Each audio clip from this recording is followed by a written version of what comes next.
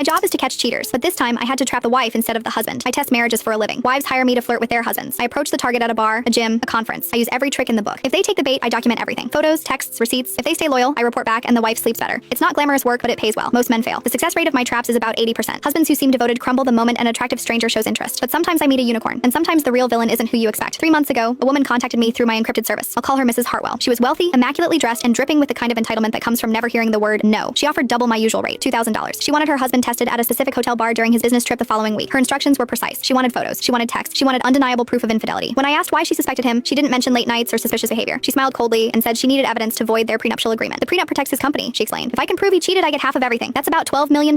She wasn't testing her husband because she was worried. She was hunting him because she wanted his money. Red flag noted. But money is money. I took the job. The following Thursday, I positioned myself at the hotel bar where Mr. Hartwell was attending an industry conference. He arrived around 8, sat alone, ordered a whiskey. He was handsome, mid-40s, well-dressed, confident but not arrogant. The kind of man who usually makes my job easy. I approached. I sat next to him. I deployed every weapon in my arsenal. The hair touch, the lingering eye contact, the accidental brush of my hand against his arm. I laughed at things that weren't funny. I leaned in close. I asked if he wanted to continue the conversation somewhere more private. He pulled back. He lifted his left hand, showing me his wedding ring. I appreciate the attention, he said politely, but I'm married. I love my wife. I'm not interested in anything beyond this conversation, so I think it's best if you find someone else to talk to. He didn't waver. No hesitation. No lingering glance. No second thoughts. He was completely, genuinely loyal. I reported back to Mrs. Hartwell the next day. I expected relief. I expected gratitude that her husband was faithful. Instead, she exploded. You're useless, she screamed. I paid you $2,000 and you couldn't even get him to flirt? I'm not paying you a dime unless you get him in a hotel room with photos. I reminded her that I test loyalty, not manufacture affairs. She didn't care. She kept screaming about how she needed that prenup voided, how she was tired of being married to him, how she deserved his money after putting up with him for 8 years. He's boring, she spat. I want out and I want what I'm owed. So either you get me those photos or you get nothing. She didn't know I record every client debrief. It's a safety measure. In my line of work, angry clients sometimes make threats. Documentation protects me. That recording captured everything. Her admission that she wanted to frame her husband. Her confession that she planned to use fabricated infidelity to steal his assets. Her explicit acknowledgement that she was hiring me to destroy an innocent man. I didn't argue with her. I simply ended the meeting and went home. That night, I found Mr. Hartwell's business email through his company website. I composed a message with the subject line, "Your wife's plan." I attached the audio file. I attached screenshots of her initial hiring request. I attached the payment records showing she'd contacted a professional honey trap service. I explained everything. Who I was, what she hired me to do, what he said at that bar, and what she said when she didn't get the result she wanted. He responded within 2 hours. Mr. Hartwell filed for divorce the following week. He cited the evidence I provided. His lawyers argued that his wife had engaged in a deliberate scheme to defraud him through manufactured infidelity claims. The prenup held. Mrs. Hartwell got nothing. No 12 million, no company shares, just the standard separation terms she would have received anyway. She tried to sue me for breach of confidentiality. Her lawyers dropped the case when they heard the recordings. 2 months after the divorce was finalized, I received a check in the mail. $5,000. No return address, but the memo line read, "Thank you for your honesty." I cashed it. Mrs. Hartwell wanted me to destroy her husband. Instead, I gave